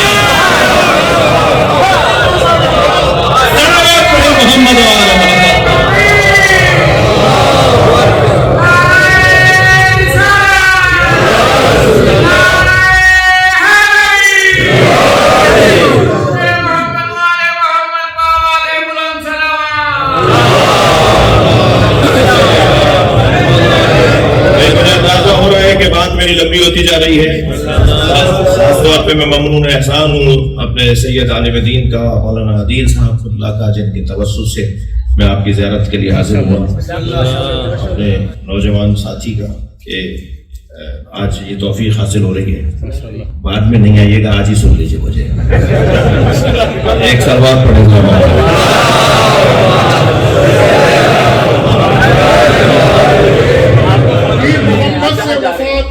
ہم تیرے ہیں، یہ جہاں چیز ہے کیا لوح قلم تیرے، یہ ہے میرا وعدہ۔ اللہ تعالیٰ خود فرمائے۔ سبحان اللہ، ماشاءاللہ، سبحان اللہ، توجہ ہے۔ بسم اللہ. بات آگے بڑھے. سرکار کا علم اور سرکار کا علم جو مولا علی تک منتقل ہوا، وہ مولا علی اس کو بڑے جس کو کہہ لیجئے کہ ایک خاص فضیلت کے طور پر بیان کرتے ہیں. شمائل مصطفیٰ جی، سرکار کے سایہ. یہ بحث مولانا ہمارے یہاں بھی ہے، ہمارے بزرگوں نے بھی نبی کا سایہ نہیں تھا یہ بحث کی ہے، اور بڑی ذوقی بحث ہے یہ.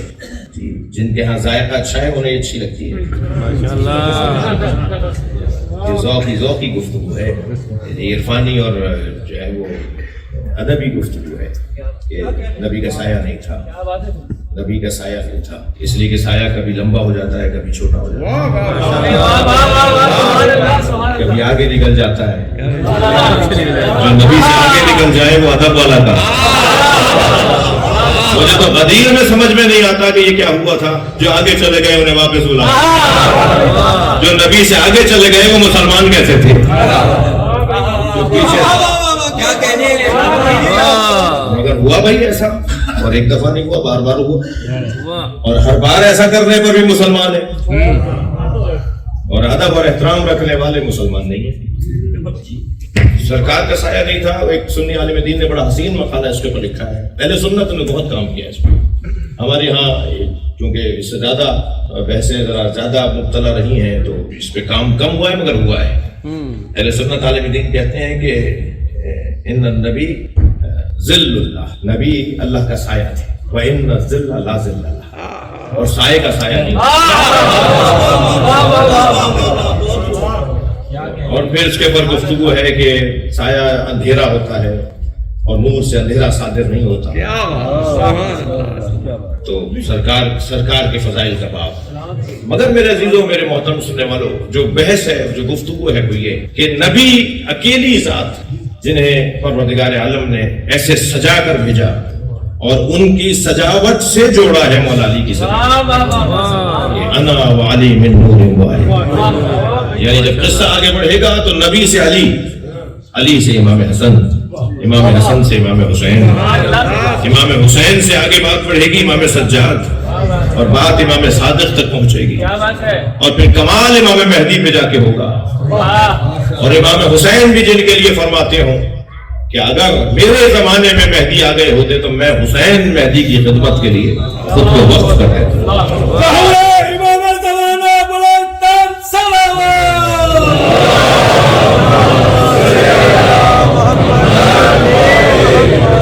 یہ سارے جلوے محمدی ہیں، یہ سارے جلوے احمدی ہیں، یہ سارے جلوے مرتضوی ہیں.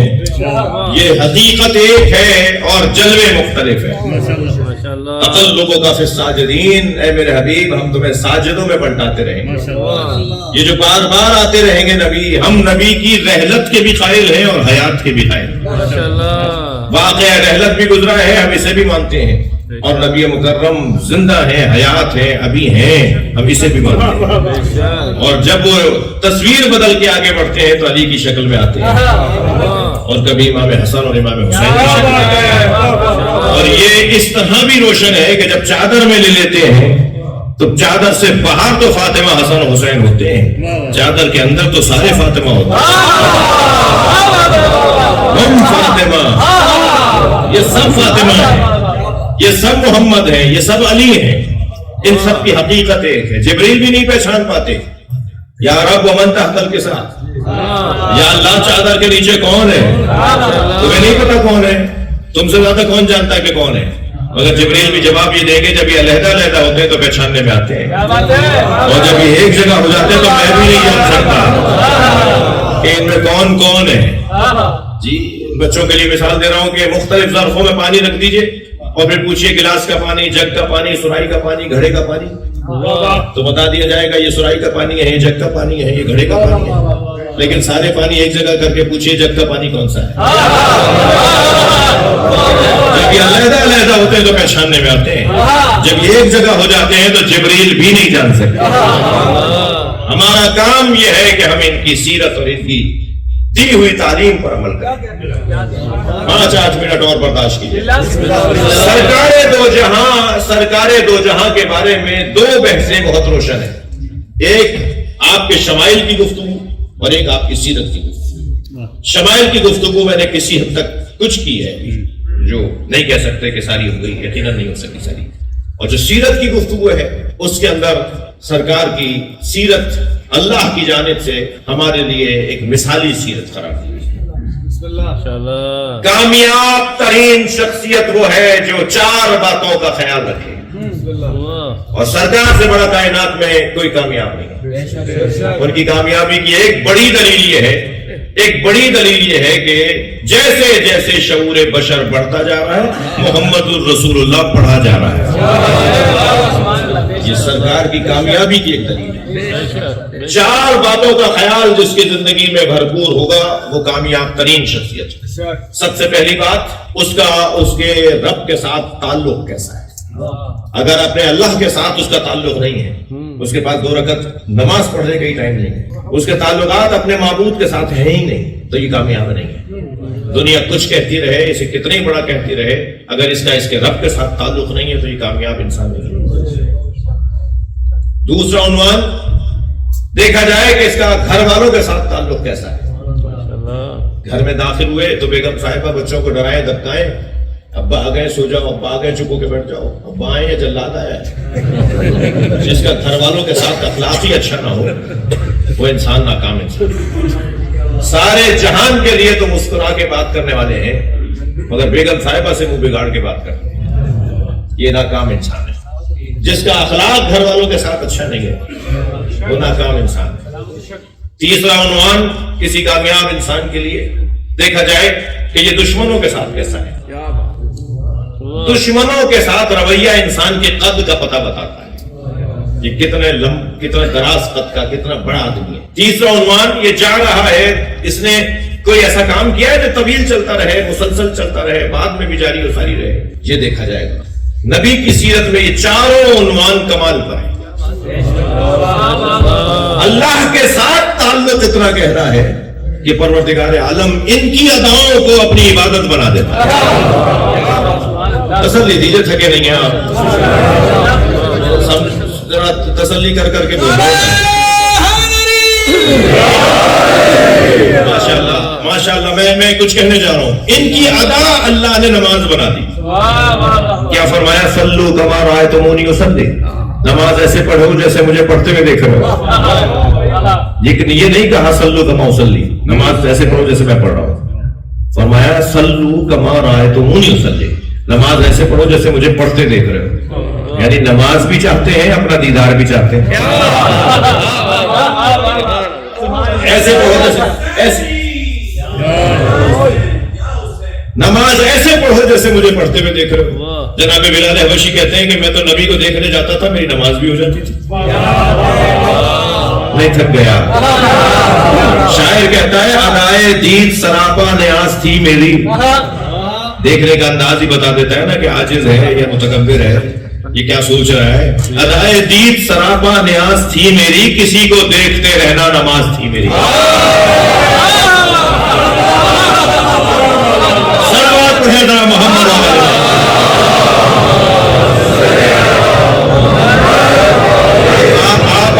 مجھے خوشی ہے کہ آپ میری باتوں سے تھک نہیں رہے، تو میرا دل کہہ رہا ہے ایک جملہ اور ہدیہ کر دو۔ صلو کما رأیتمونی اصلی، نماز ایسے پڑھو جیسے مجھے پڑھتے دیکھ رہے ہو۔ نبی نے نماز کیسے پڑھی؟ سجدے میں سر ہے، پشت پہ حسین۔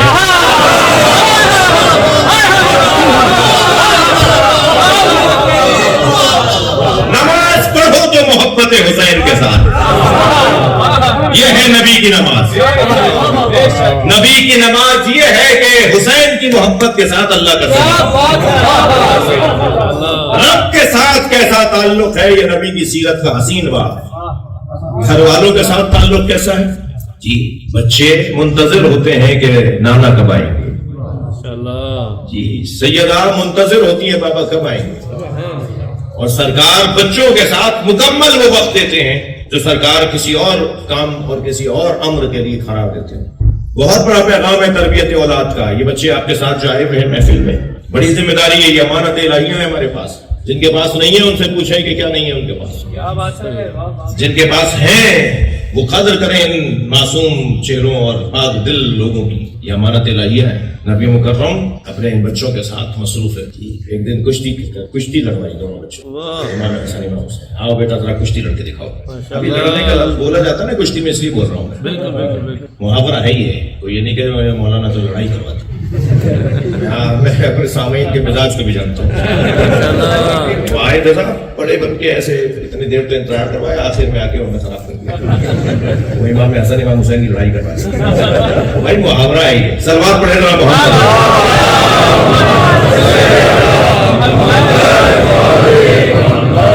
کشتی ہو رہی ہے, تو کچھ دیر کے بعد نبی مکرم نے آواز دی, بیٹا حسن یہاں سے آؤ, بیٹا حسن ایسے پکڑو.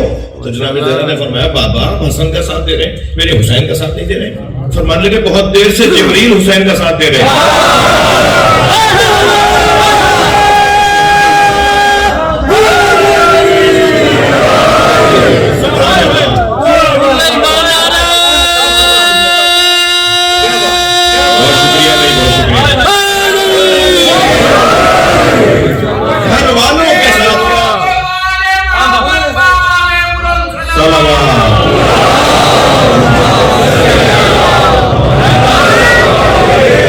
بچوں کے ساتھ کیسے ہیں, گھر والوں کے ساتھ کیسے ہیں. آپ ذرا حدیث قصہ کا اس دفعہ جب میرے خطاب کے بعد دوبارہ سے پڑھ لیجیے. روزانہ پڑھتے ہیں کیا پیار ہے. قرۃ عین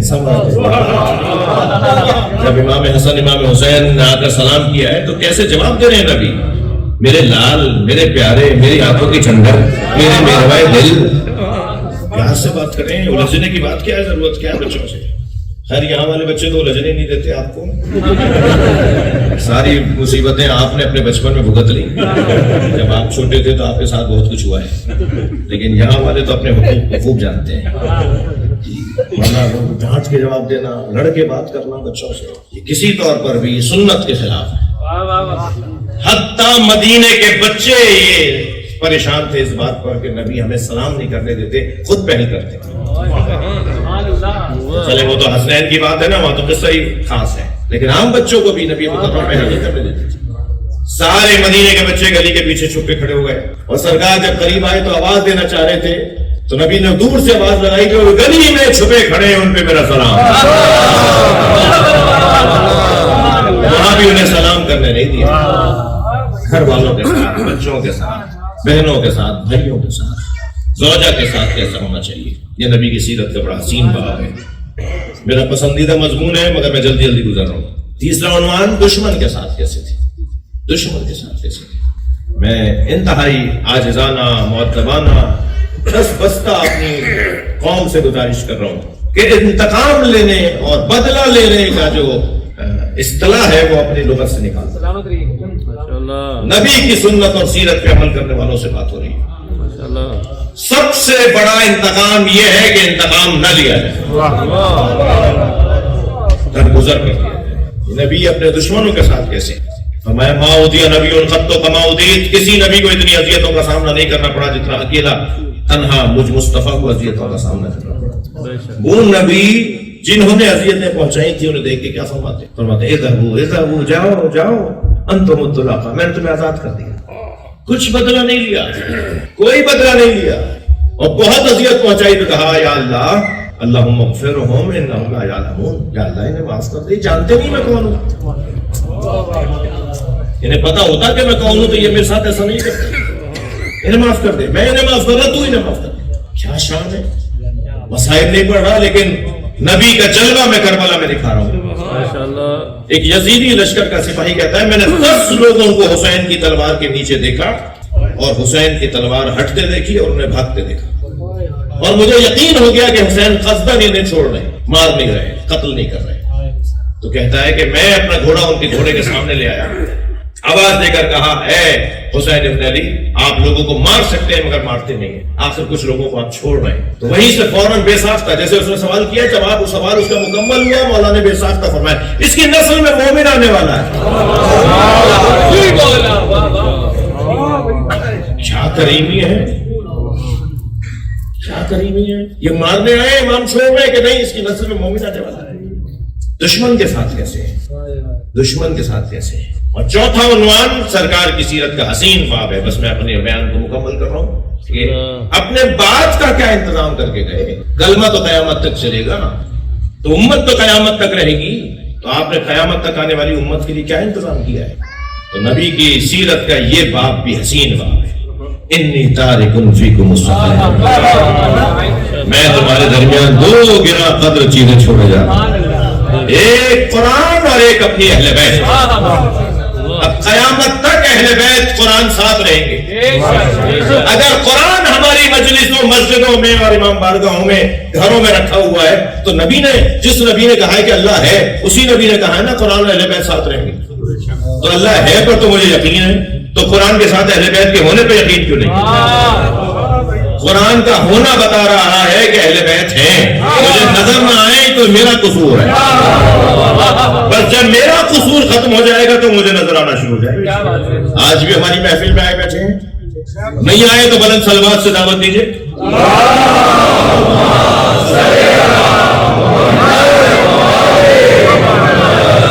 ہماری مجلسوں میں آتے ہیں, ہمارے درمیان ہیں, ہم انہیں پہچان نہیں رہے, یہی غیبت ہے.